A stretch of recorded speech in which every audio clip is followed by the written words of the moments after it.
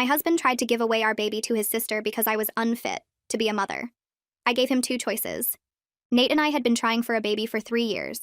2 miscarriages, endless fertility treatments, and then finally our daughter Lily was born healthy at 38 weeks. Those first few days home were everything I dreamed about. Nate would wake up for the 3 a.m. feedings with me, we'd sit together while I nursed, and he'd tell Lily stories about how much we wanted her. His family threw us a huge welcome home party. Everyone was thrilled, especially his sister Rachel, who'd been trying for kids even longer than us with no luck. She held Lily for hours that day, wouldn't put her down even when she cried. I thought it was sweet how much she loved being an aunt. Then Rachel started coming over every single day. At first, she'd bring food and help with laundry, which was actually helpful. But after 2 weeks, things got weird. She'd show up at 6 a.m. saying she wanted to let me sleep, but I'd find her in the nursery just staring at Lily in her crib. She started calling Lily my baby, instead of my niece. When I corrected her, she'd laugh and say I was being sensitive from the hormones.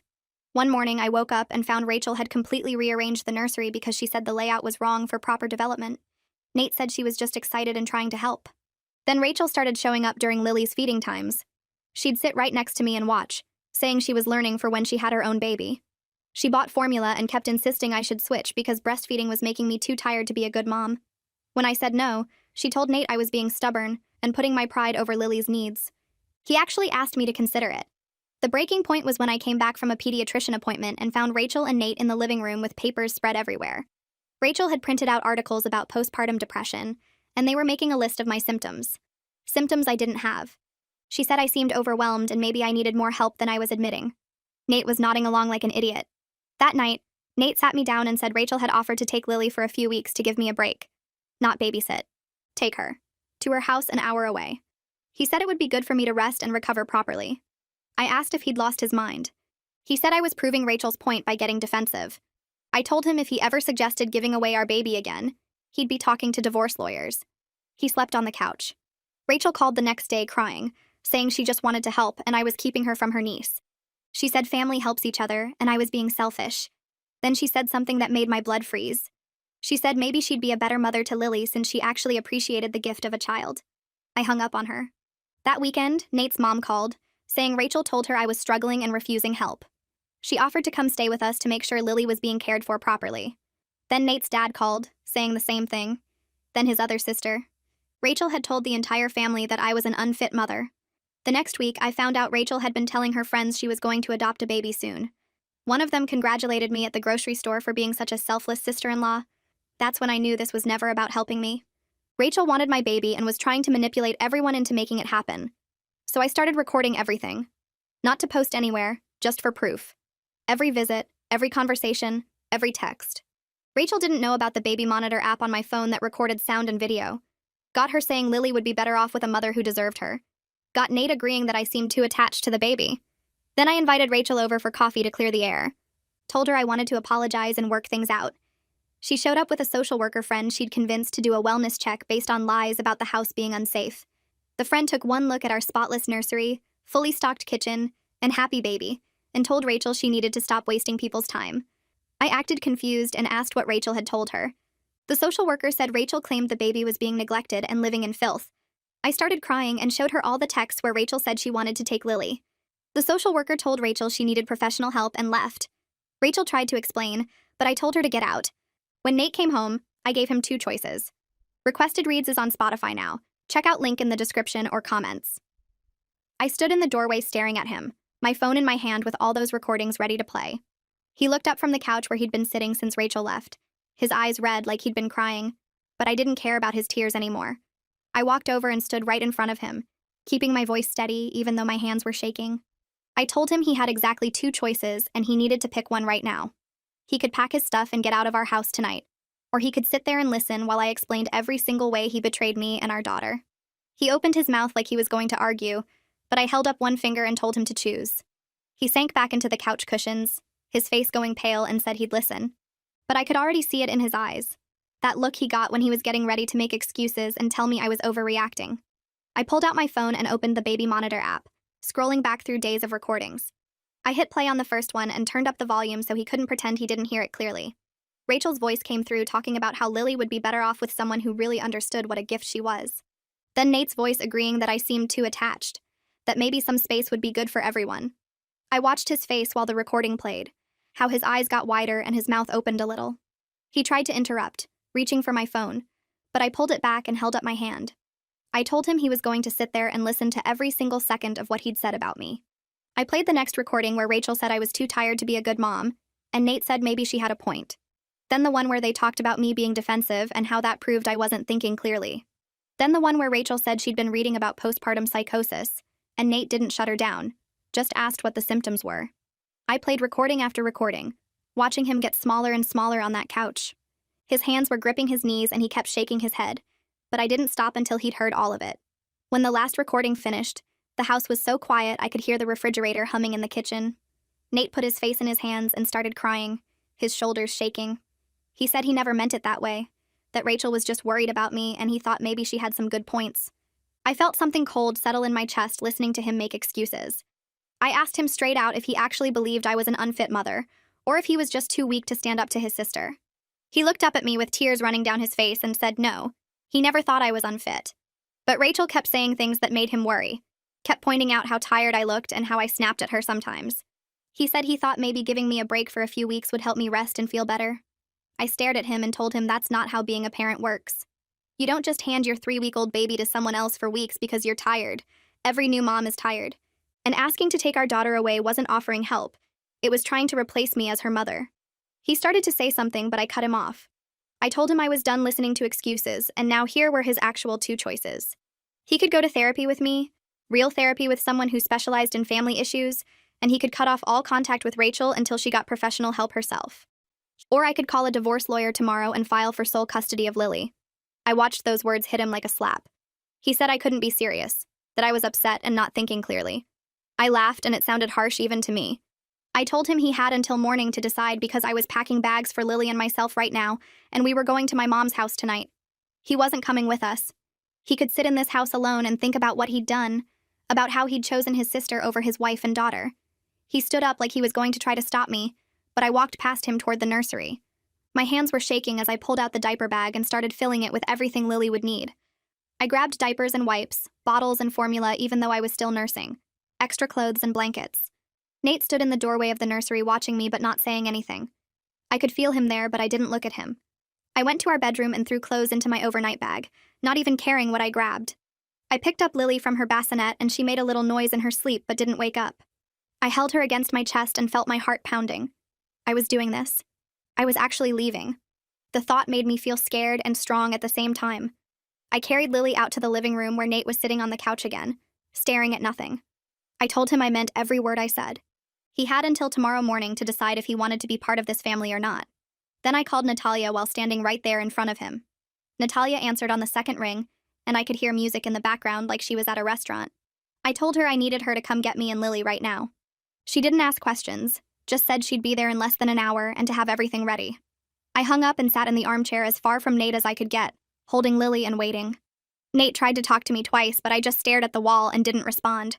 When I heard Natalia's car pull up outside, I stood up and grabbed the bags. Natalia came to the door and took one look at my face, and then at Nate sitting there looking miserable. She grabbed the diaper bag and my overnight bag without saying anything to him. She hugged me tight in the doorway, careful not to squish Lily between us. She told me I was doing the right thing, that what Rachel and Nate did was completely wrong, and I had every right to protect my baby. We loaded everything into her car and I got in the back seat with Lily in her car seat. I didn't look back at the house as we drove away. At my mom's house, Natalia helped me carry everything inside while my mom stood in the doorway looking worried. Once we got Lily settled in the guest room, I finally let myself fall apart. My mom took Lily and held her while I sat on the guest bed and cried harder than I'd cried since those miscarriages. Everything came pouring out, all the fear and anger and hurt I'd been holding in for weeks. My mom sat next to me with one arm around my shoulders and Lily sleeping in her other arm. When I could finally talk again, I told her everything. I told her about Rachel showing up every day and calling Lily her baby. I told her about the articles on postpartum depression, and Nate agreeing I seemed too attached. I told her about the social worker and the recordings, and Rachel saying she'd be a better mother. My mom's face got harder and angrier with every word. She said she never trusted Rachel's behavior at that welcome home party, how Rachel wouldn't put Lily down even when she was crying, how she kept staring at her with this weird, intense look. My mom said she'd thought about saying something but didn't want to cause problems with Nate's family. That night, I lay in the guest bed with Lily in a bassinet next to me, and my phone kept lighting up with calls from Nate. 6 times he called, and 6 times I let it go to voicemail. I could hear him moving around in the other room where my mom was still up.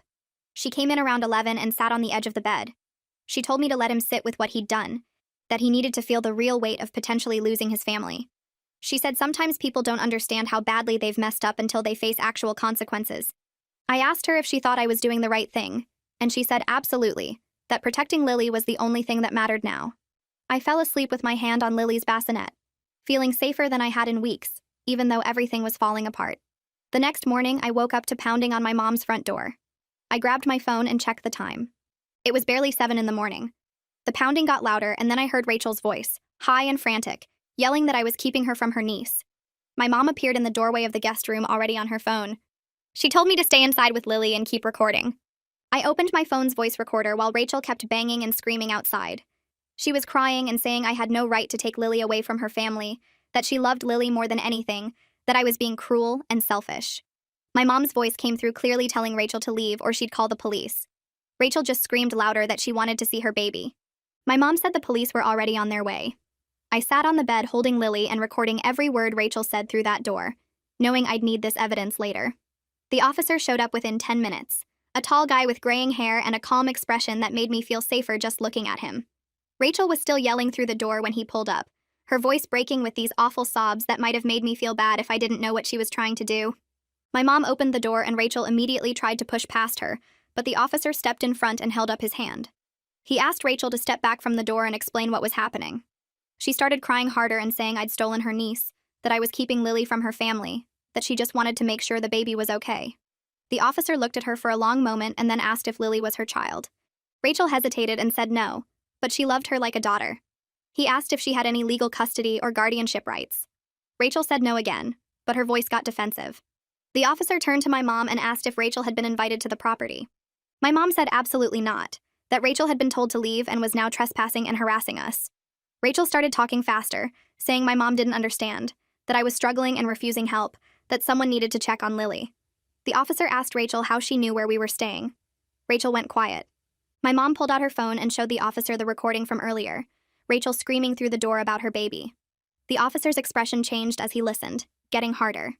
He asked Rachel if she had a relationship with the child's mother, and Rachel said we were sisters, which wasn't even true. My mom corrected her and said Rachel was the sister-in-law. The officer asked Rachel if she'd been asked to stop contacting us, and Rachel said yes, but it was because I wasn't thinking clearly. He told Rachel she needed to leave immediately, or he'd arrest her for trespassing and harassment. Rachel's face crumpled and she started begging, saying she just wanted to see Lily for 1 minute, just to know she was safe.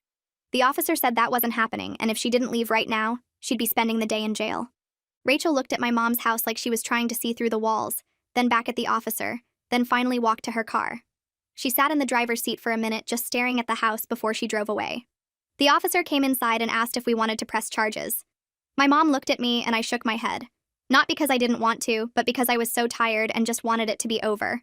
He said he understood but strongly suggested we document everything and consider a restraining order if Rachel tried to contact us again. He pulled out a notepad and started writing up a report about what happened, asking questions about Rachel's previous behavior and the social worker incident.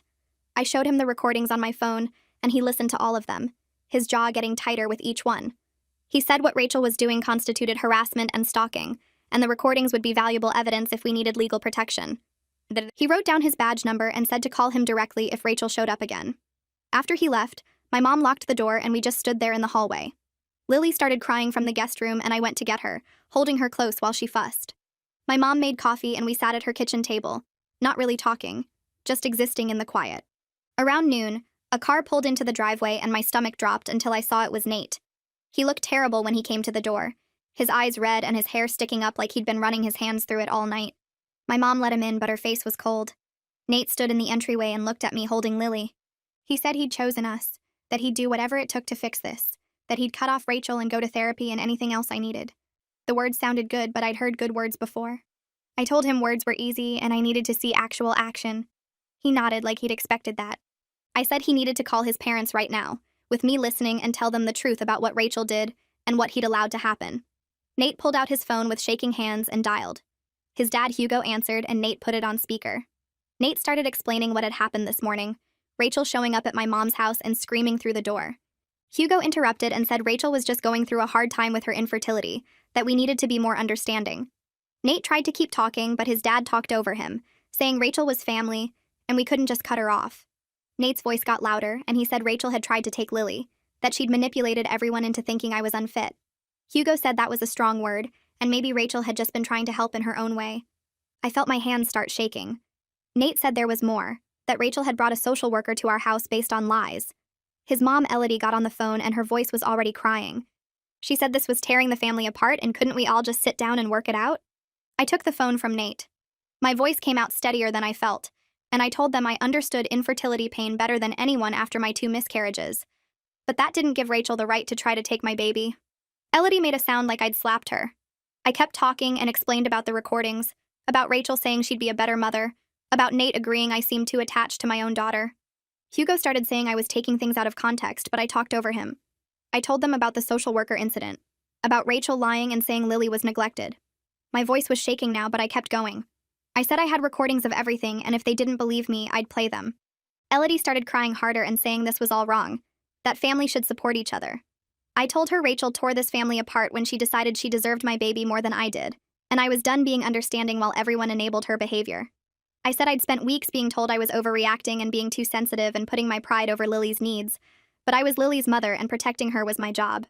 Hugo said I was being dramatic and I needed to calm down. I told him I was completely calm, and he could either accept that Rachel needed serious help, or he could join her on the list of people who weren't allowed around my daughter. Elodie asked if I was really going to keep them from their granddaughter, and I said that depended entirely on whether they could accept reality. I handed the phone back to Nate and walked away, my whole body shaking. 2 days later, Natalia called and said her husband Gregory wanted to meet with Nate and me. Gregory was a family therapist and had heard about what was happening. We met at his office, a quiet room with comfortable chairs and tissues on every surface. Gregory asked us to each explain what had happened from our perspective. I went first and told him everything, trying to keep my voice steady. When I got to the part about Nate agreeing to let Rachel take Lily, Gregory stopped me and asked Nate if that was accurate. Nate nodded and said he'd thought it would help me rest. Gregory asked him why he thought his wife needed to be separated from her 3-week-old baby to rest. Nate didn't have a good answer. Gregory spent the next hour helping Nate understand how deeply he'd betrayed my trust by even entertaining Rachel's ideas. He asked Nate if he would have suggested giving Lily to anyone else for weeks, and Nate said no. Gregory asked why Rachel was different, and Nate said because she was family. Gregory explained that Nate's family had a pattern of protecting Rachel from consequences because of her infertility struggles, which taught her that manipulation works. Nate looked uncomfortable but didn't deny it. Gregory said enabling someone's harmful behavior wasn't love. It was avoiding the discomfort of holding them accountable.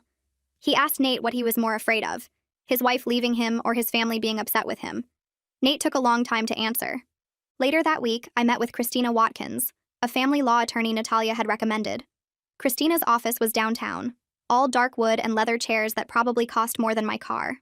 She reviewed all my documentation, listening to the recordings and reading through the texts.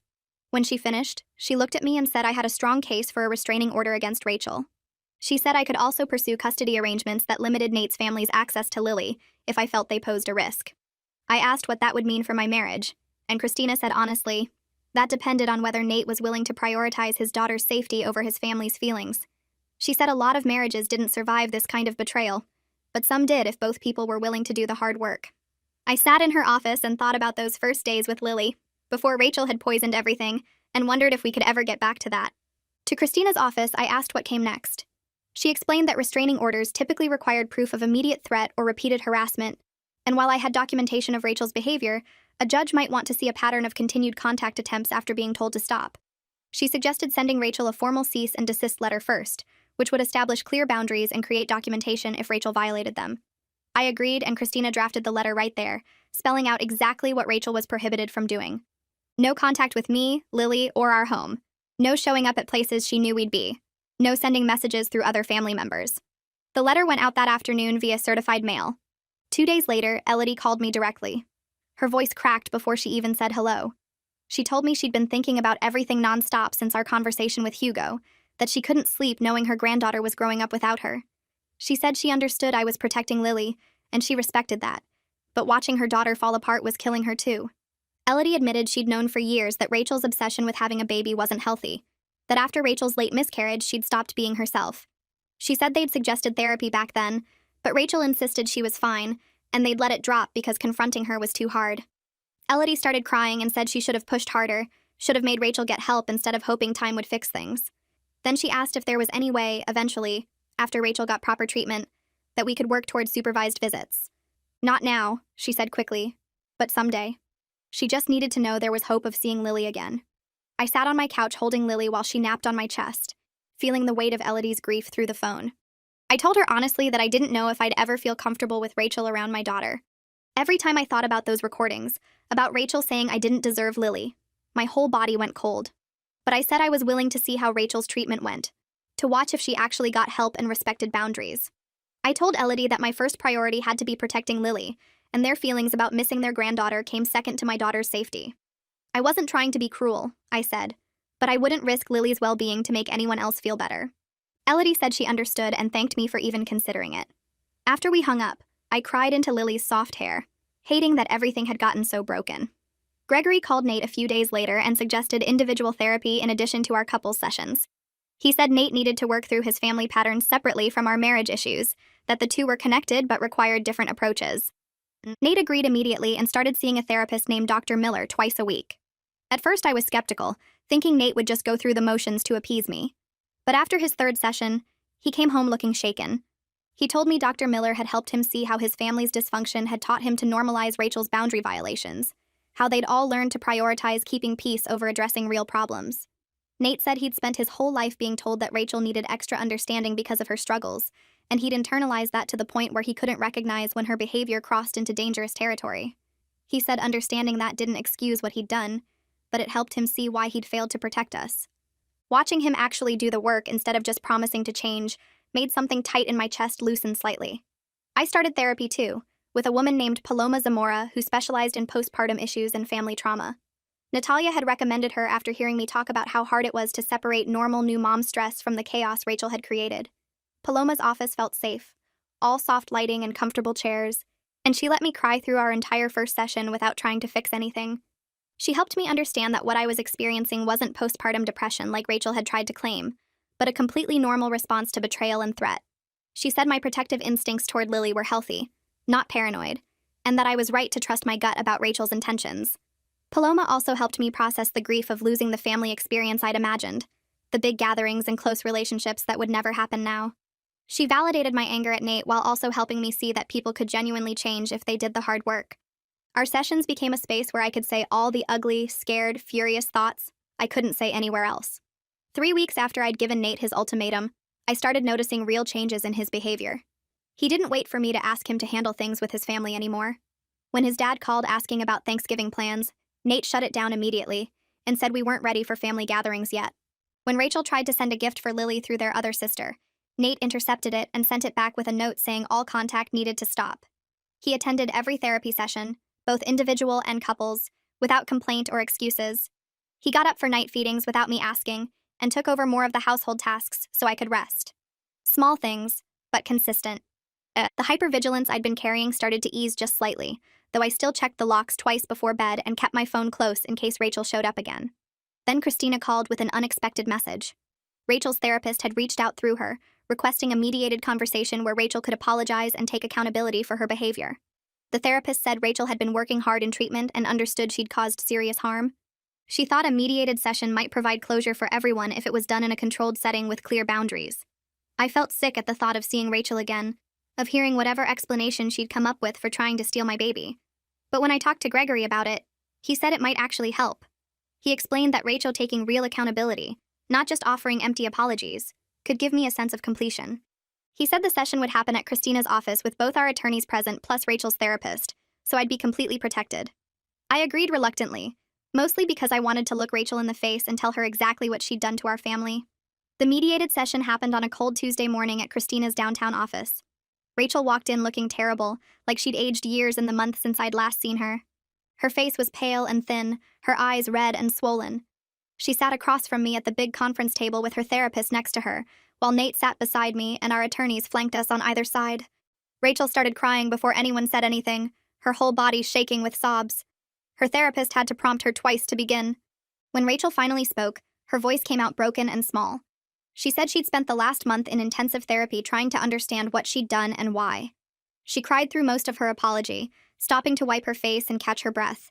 Rachel admitted she'd convinced herself that I didn't deserve Lily after everything she'd been through trying to have a baby. She said watching me get pregnant and have a healthy delivery when she'd lost her baby had broken something in her mind. She'd started believing that the universe had made a mistake, that Lily should have been hers. Her therapist had helped her understand this was her grief and trauma talking, not reality. Rachel said she knew now that she'd tried to manipulate everyone into giving her my baby, that she'd lied about me being unfit and tried to turn the family against me. She said there was no excuse for what she'd done, that she'd been so consumed by her own pain, she'd stopped seeing me as a real person with real feelings. I sat there listening to Rachel fall apart across from me, feeling a complicated mix of anger and pity. When she finished, I took a breath and told her I was sorry for her pain. I meant it. I knew what infertility felt like, what loss felt like. But then I told her she tried to steal my baby and that wasn't something I could just forgive because she was hurting. I said I understood she was sick and needed help, but understanding didn't erase what she'd put me through. I agreed to consider supervised contact in the distant future if she stayed in treatment and respected boundaries, but I made no promises. I told her Lily was my daughter, not hers, and that would never change no matter how much therapy she did. Rachel nodded and said she accepted that. Christina slid a document across the table, an agreement she'd drafted with Rachel's attorney. No contact with me or Lily for at least 6 months. Continued therapy with documentation provided to Christina monthly. Any future contact only through supervised channels with my explicit permission. Rachel signed it without arguing, her hand shaking as she wrote her name. Then she looked at me one more time and whispered that she was sorry, that she hoped someday I could forgive her even though she didn't deserve it. I didn't respond. I just watched her leave with her therapist, feeling exhausted and empty and relieved all at once. Nate wrapped his arms around me outside Christina's office building while I shook against his chest. The tears came hard and fast, all the anger and sadness I'd been holding back during the meeting finally breaking through. I wasn't crying about Rachel anymore, not really. I was crying for Hugo and Elodie, who I'd actually liked before all this started, who I'd imagined being involved grandparents at birthday parties and holidays. I was crying for those first perfect days after Lily was born, when everything felt magical and new, before Rachel's obsession poisoned everything. I was crying because my daughter would grow up never knowing her aunt, would hear stories someday about why half the family couldn't come to her events.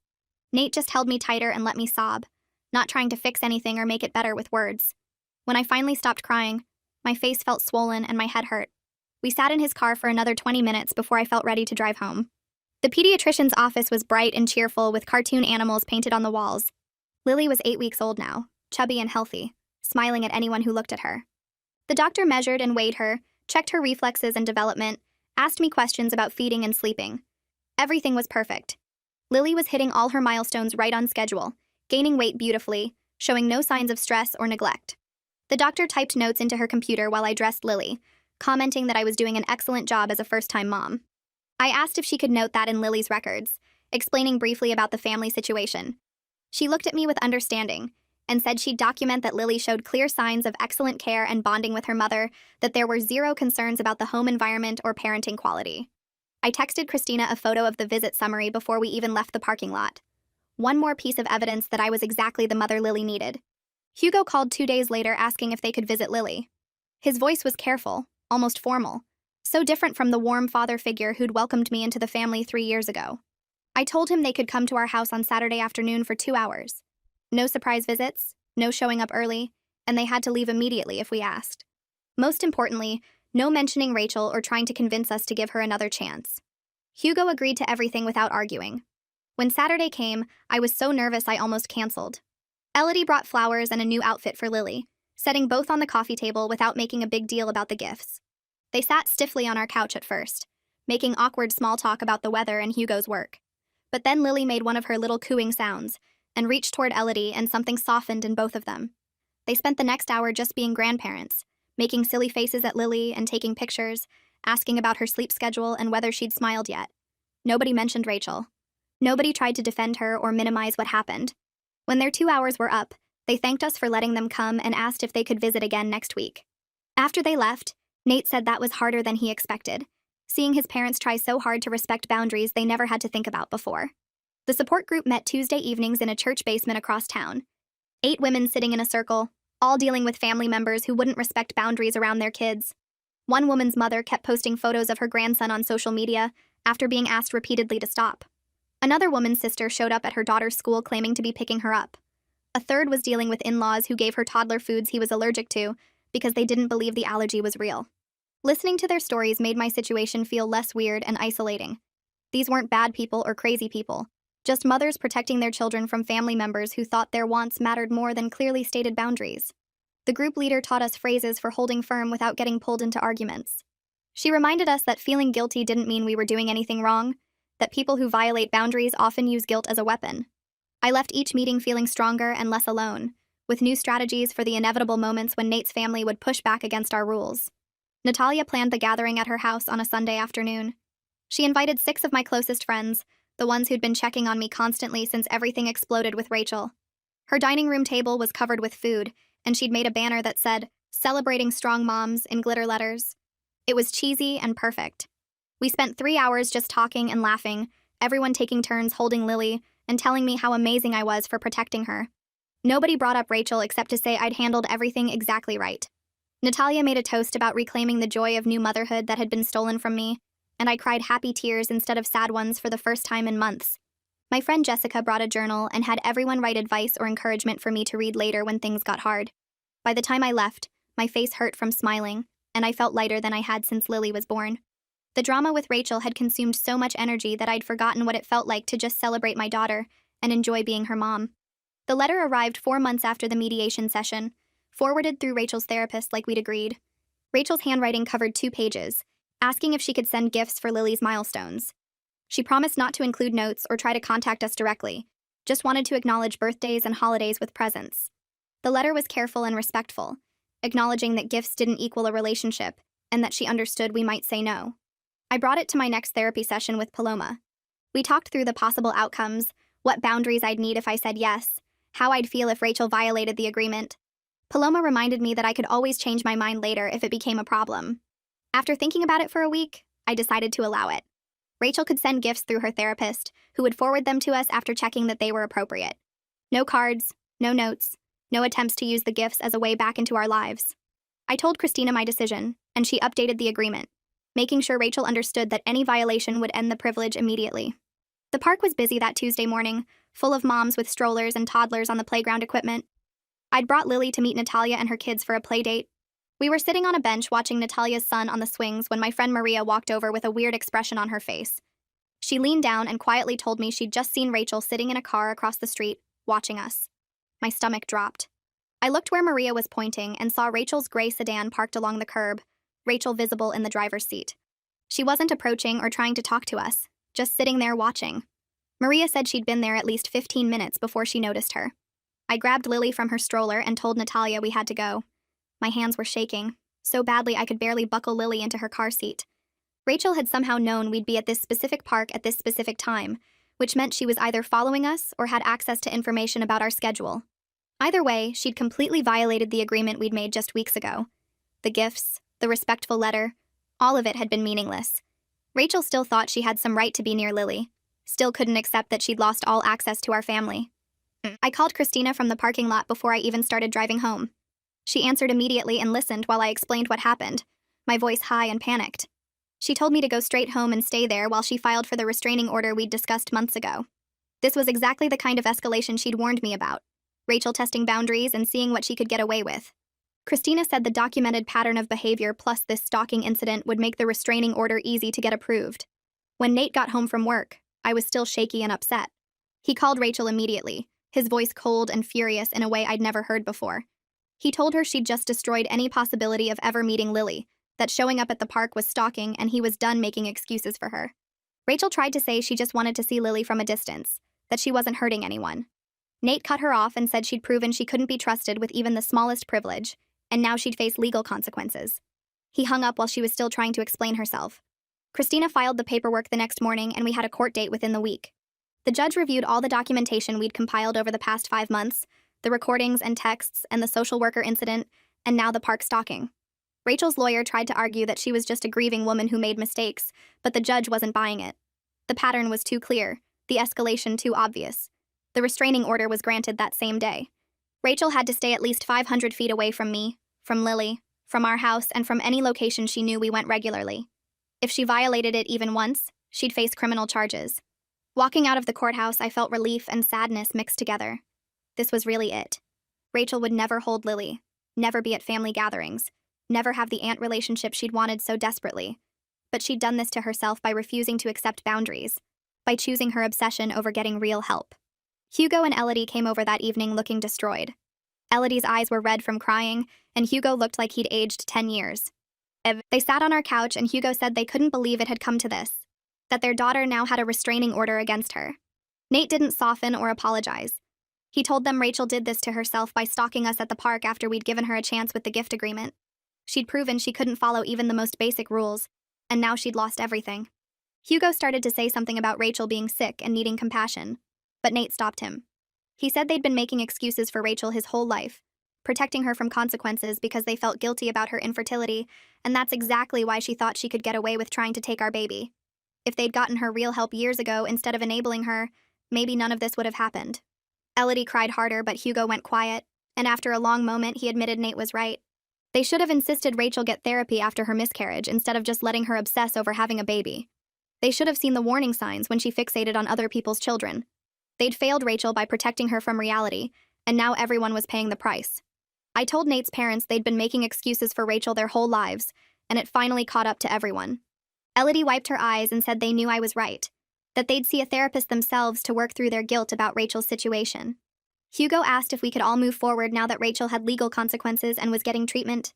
I said maybe, but it would take time, and they needed to respect that I'd never fully trust them after they believed Rachel's lies so easily.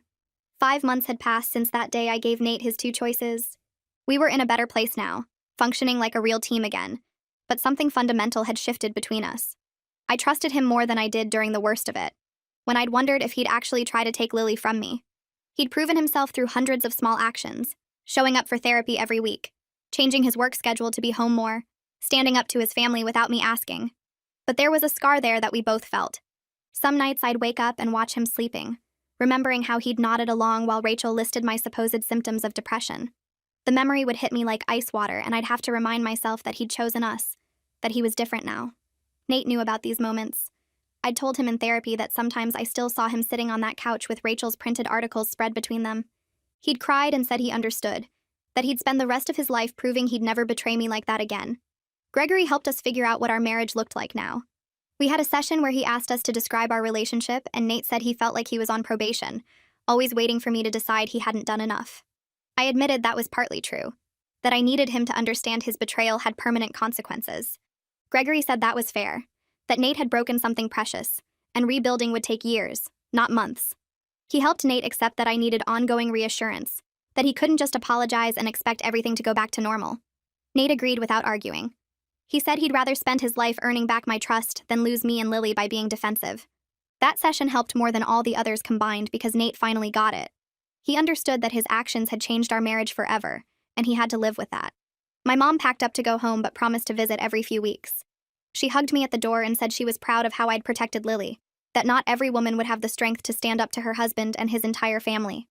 I cried because I hadn't felt strong during any of it, just scared and angry. She said that's what real strength looked like, doing the hard thing even when you're terrified. Before she left, she pulled Nate aside, and I heard her tell him he'd better never give her reason to come back and take me and Lily away for good. He promised her he wouldn't. Watching her car pull away made me sad because having her there had felt like a safety net, but I also knew Nate and I needed to figure out our family without her as a buffer. I started taking Lily to baby classes at the community center. There was a music class on Tuesdays and a movement class on Thursdays, and I met other moms who just wanted to talk about normal things. Nobody knew about Rachel or the restraining order or any of the drama. We talked about sleep schedules and teething and whether our babies were rolling over yet. One mom complained about her mother-in-law buying too many toys, and I had to bite my tongue because at least her mother-in-law wasn't trying to steal her baby. But it felt good to have these normal conversations, to be around people who saw me as just another new mom instead of someone who'd been through trauma. I exchanged numbers with a few of them, and we started meeting at the park between classes. Lily loved watching the other babies, and I loved having friends who didn't know my story. Nate came home one evening and told me he'd gotten a promotion at work. More money, better hours, and the option to take some time off. We sat at the kitchen table after Lily went to sleep, and he said he wanted to take the paternity leave he'd skipped when she was born. He'd only taken a week off initially, and then everything with Rachel had exploded, so he'd missed out on that early bonding time. He wanted to take 2 weeks now to just be with Lily, to have the experience that got stolen from us by the crisis. I felt my throat get tight, because this was exactly the kind of thing the old Nate wouldn't have thought of. He would have taken the promotion and kept working, not understanding what he'd missed. But this Nate, the one who'd been humbled and changed by almost losing everything, he got it. He understood what Rachel and his own weakness had taken from our family. I told him yes, that I thought it would be good for both of them. Rachel's therapist called Nate's phone and asked if she could speak to both of us. We put her on speaker, and she said Rachel was moving to another state for intensive treatment at a facility that specialized in infertility trauma and obsessive disorders. Rachel wanted us to know she was leaving, that we wouldn't have to worry about running into her anywhere.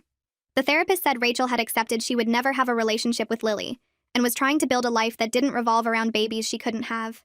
Part of me felt relief wash over me because Rachel being far away meant one less thing to worry about. Part of me felt sad that it had come to this, that Rachel's pain had twisted into something so dangerous she had to leave her entire life behind. But mostly I felt glad she'd be hundreds of miles away instead of one town over. After we hung up, Nate asked how I felt about it. I said I hoped the treatment helped her, but I was mostly just grateful Lily would be safer. Nate's parents called a few days later asking if they could have regular grandparent time now that Rachel was moving away. They said they understood they'd messed up by believing her lies, but they wanted to be part of Lily's life going forward. Nate looked at me, and I thought about it for a long minute. They'd hurt me by taking Rachel's side so easily, by calling to check if I was taking care of my own baby properly. But they'd also apologized, admitted they were wrong, and started therapy to deal with their guilt over Rachel. I told them they could visit every Sunday afternoon at our house. They had to respect our rules, leave when we asked, and never bring up Rachel or make excuses for her behavior. Hugo agreed immediately, and Elodie promised they would follow whatever boundaries we set. Their first visit was awkward. They were too careful, asking permission before holding Lily, leaving after exactly an hour even though we hadn't asked them to go. But by the third visit, they relaxed and just enjoyed their granddaughter. They brought age-appropriate toys, not the overwhelming piles Rachel used to show up with. They asked about Lily's development without implying I was doing anything wrong. It wasn't perfect, but it was progress. I bought a journal and started writing down everything that had happened. Partly for my own processing, working through the feelings that still hit me at random moments. Partly so I'd have a record if Lily ever asked why she didn't know her Aunt Rachel. I wrote about the early days when Rachel seemed helpful, about finding her staring at Lily in the crib, about the moment I realized she actually wanted to take my baby. I wrote about Nate's betrayal and the recordings and the social worker incident. I wrote about the restraining order and the therapy and the slow process of rebuilding trust. Paloma said documenting my feelings would help prevent them from turning into long-term anger. She said I needed to process the trauma instead of just pushing it down, and writing helped me do that. Some entries made me cry while I wrote them. Others made me angry all over again. But getting it all out on paper felt like releasing pressure from a valve that had been building for months. 6 months after everything started, Lily was thriving. She was sitting up on her own, grabbing at everything, laughing at silly faces. The pediatrician said she was hitting all her milestones right on schedule, developing beautifully. I was sleeping better now that she was down to one night feeding. The constant fear that had lived in my chest for months was finally easing, though I was still careful about who came around my daughter. I didn't leave her alone with anyone except my mom and Natalia. I checked the locks every night before bed. I kept my phone charged and nearby at all times, but I wasn't jumping at every sound anymore. I could take Lily to the park without scanning for Rachel's car. The hypervigilance was fading into normal parental caution instead of trauma response. Nate suggested we go on a date night, our first since Lily was born. My mom came to babysit, and I felt nervous leaving Lily even though I knew she was safe with my own mother. We went to a quiet restaurant, and it felt strange to be out without the diaper bag, without listening for Lily's cries. Nate reached across the table and took my hand. He said he wanted to talk about the future, about maybe trying for another baby eventually, about building the family we'd always wanted. I told him I wasn't ready yet, that I needed more time to feel secure in our marriage and trust that he'd protect our family no matter what. He said he understood and would wait as long as I needed. Then he promised me that he would never let anyone, family or not, threaten our little family again. He said he'd learned what mattered most, and he wouldn't forget it. I believed him because he'd spent 6 months showing me through actions, not just words. I looked at myself in the bathroom mirror one morning while Lily napped and barely recognized the person staring back. Not because I looked tired or different physically, but because something in my eyes had changed. I'd become someone who could record conversations with family members, who could threaten divorce, who could get a restraining order against her husband's sister without flinching. 3 years ago, I would have backed down, apologized, tried to keep everyone happy even if it hurt me. Now I protected my daughter first, and dealt with hurt feelings later. The change scared me sometimes because I never wanted to be the person who caused family rifts or made people choose sides. But I'd learned something important during those awful weeks after Lily was born. I could trust my instincts even when everyone around me said I was wrong. I could stand up to people I loved when my daughter's safety was at stake, even when my hands shook and my voice cracked. That strength didn't come naturally or easily. It came from pure fear mixed with love so fierce it surprised me. Every time I wanted to give in or apologize or make peace, I remembered Rachel saying she'd be a better mother, and Nate nodding along like an idiot. That memory kept my spine straight when guilt tried to bend it. The restraining order meant Rachel legally couldn't contact us for a year, and honestly that felt like breathing after holding my breath for months. But information still filtered through because Nate's parents visited every week now, and they talked to Rachel's therapist sometimes. Hugo told us one Sunday afternoon that Rachel was doing better in her intensive treatment program. She'd accepted that she wouldn't have a relationship with Lily, at least not for many years, maybe never. Her therapist said Rachel finally understood that her actions weren't about helping me, but about her own desperate need for a baby after years of loss. Elodie cried when she told me this, saying she wished they'd gotten Rachel help sooner instead of making excuses. Part of me felt sad hearing about Rachel's progress because it confirmed she'd been genuinely struggling, not just being malicious. But mostly I felt relief that she was far away and getting the help she needed. It was sad but necessary, like Paloma said in therapy. Some people you have to love from a distance to protect yourself and your family. Rachel was one of those people now. Maybe forever. Nate's relationship with his parents slowly improved over the following months as they all worked on their family patterns with Gregory's guidance. Hugo and Elodie started individual therapy after Gregory suggested it during one of our sessions. They came to our house one evening and sat in our living room looking uncomfortable, which was fair because the last real conversation we'd had involved them defending Rachel's lies about me. Hugo spoke first, his voice rough like the words hurt coming out. He said they'd enabled Rachel her whole life because they felt guilty about her infertility struggles. Every time she crossed a line, they made excuses because she was hurting.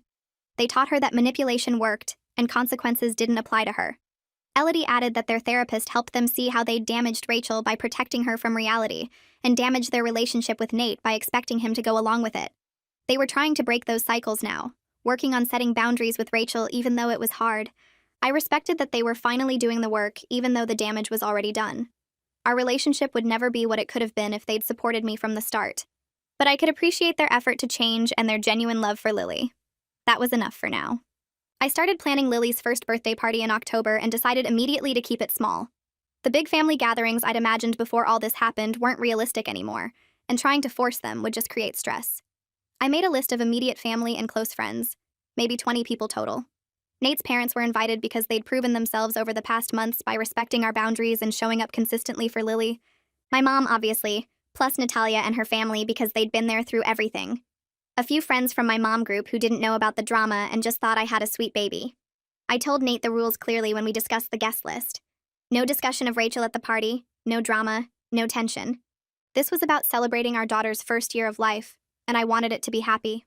He agreed immediately and said he'd make sure his parents understood. Elodie called me a week later to ask if she could help with decorations or food, and I heard in her voice that she was trying. I let her bring a cake because it felt like a safe way to include her. Planning that party felt symbolic somehow, like I was reclaiming the joy that got stolen during Lily's first weeks. This time I was in control of who came into our space and what kind of energy they brought with them. Paloma helped me work through the grief of losing the family experience I'd imagined during all those years of trying to get pregnant. I'd pictured big holiday gatherings with cousins running around, close relationships with in-laws where they'd babysit and we'd do Sunday dinners. I'd wanted Lily to grow up surrounded by extended family who all loved her and each other. That vision died when Rachel tried to take my baby and Nate's family took her side. Even though things were better now, we'd never have that easy closeness I'd dreamed about. There would always be tension and careful boundaries and topics we couldn't discuss. Paloma said grief for the family you wanted is real grief that needs processing, same as any other loss. She had me write down what I was mourning, then write down what I actually had now. The list of what I had was shorter but more solid. Nate's parents who showed up every week and respected our rules. My mom who dropped everything to support me. Natalia's family who treated Lily like their own. A small circle but a safe one. Paloma said I needed to accept the family we had instead of mourning what we didn't. That was harder than it sounded because letting go of dreams hurts even when you know they weren't realistic. But slowly I was learning to appreciate what was real instead of grieving what wasn't.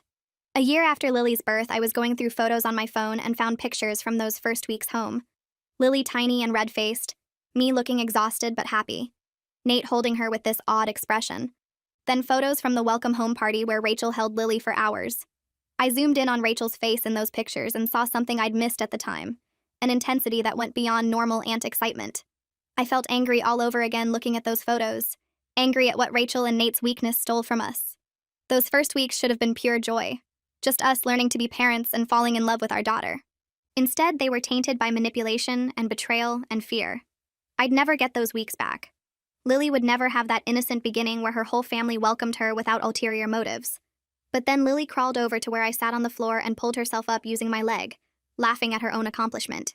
She reached for my phone with chubby hands and I picked her up instead, holding her close. She smelled like baby shampoo and the banana she'd eaten for snack. This was what I protected.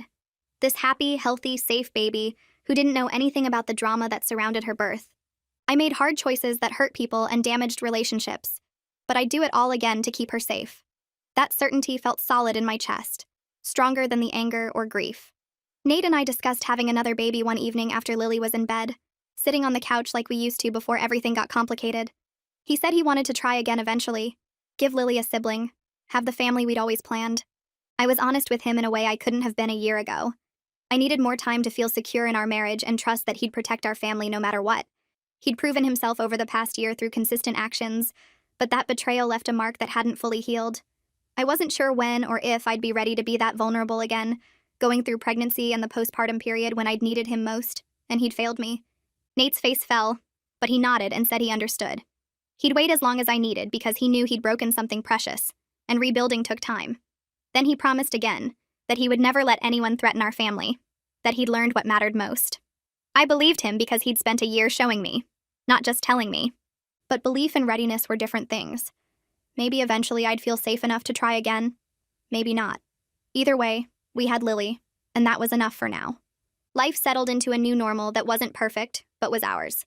My relationship with Nate's family would never be what it could have been if they'd supported me from the start. There would always be careful boundaries and topics we avoided, and a wariness on my part that wasn't there before. But Lily was safe and loved and thriving, hitting her milestones and laughing at everything. She didn't know her Aunt Rachel and probably never would. She'd grow up with a small but solid circle of people who genuinely cared about her without hidden agendas. I learned that being a good mother sometimes means making hard choices that hurt, choices that other people judge or don't understand. It means trusting your instincts even when everyone says you're wrong. It means protecting your child even when it costs you relationships and dreams and the family experience you imagined. I'd make the same choices again without hesitation, because Lily's safety mattered more than anything else. That knowledge sat solid in my chest, unshakable. I became someone fiercer and stronger through this experience, someone who could stand up to people I loved when my daughter needed protecting. That person looked back at me from the mirror now, and I was proud of her, even though the journey to become her hurt like hell.